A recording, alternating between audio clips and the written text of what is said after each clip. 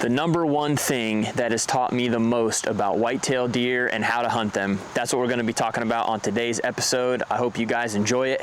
As I'm filming this here, it's October 9th, leaves are falling, temperatures are cooling off, and it feels like deer season. I cannot wait to get back in the woods and hopefully shoot something with my recurve. But without further ado, we're going to talk about what's in this little red container. I take this with me on every single deer hunt, and what is in here has taught me the most about white-tailed deer and how to hunt them. If you're an experienced hunter, you probably already know.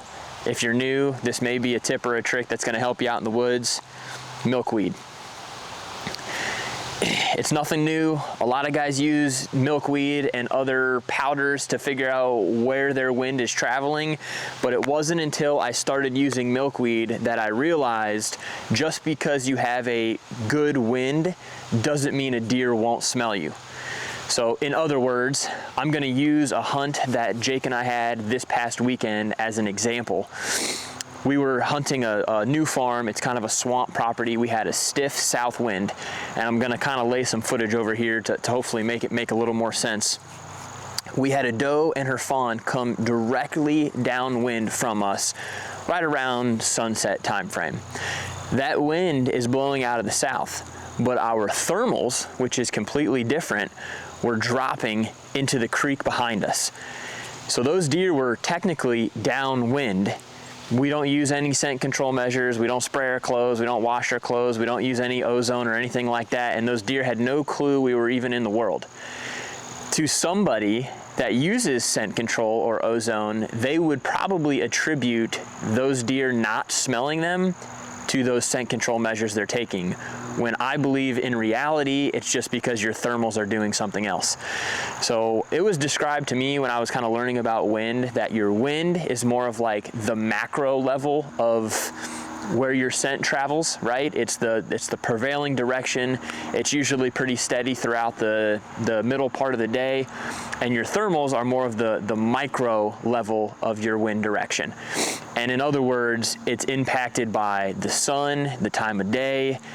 A lot of times in the mornings, if that sun, or when that sun is rising and heating up the surrounding air, your thermals will rise. A lot of times in the evenings, or most of the time in the evenings, as that sun is coming down, your thermals start to drop. And a lot of times it'll pull towards water. So in this specific situation, Jake and I were set up right by a creek. That sun was dipping down, the air was cooling off, and although we had a south wind, our thermals were dropping back into this creek. So milkweed comes into play because it's light enough that you can see obviously where the wind is blowing, but also once that wind kind of lays down a little bit, where your thermals are pulling.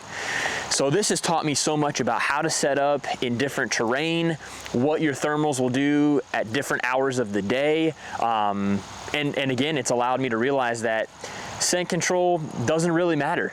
Those deer were downwind and they didn't smell us.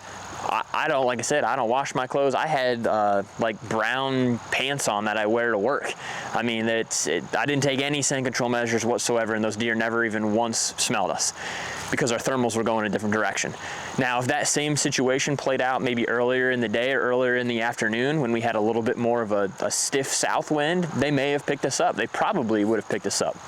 But the milkweed has really taught me exactly how to play the wind, different properties and what your wind's going to do, and once again, how to hunt in those situations. So if you're new to hunting, I encourage you to find some milkweed. You can buy it places. I always look throughout the summer, like a lot of ditches around here will have milkweed growing, and you can pick the pods, and then I keep obviously the stem, or whatever you want to call that's inside of the pod. I keep it in here, and look at that, the wind shifted. We got a big gust here and the wind shifted in a different direction. So just a quick tip, quick video. I hope that makes some sense.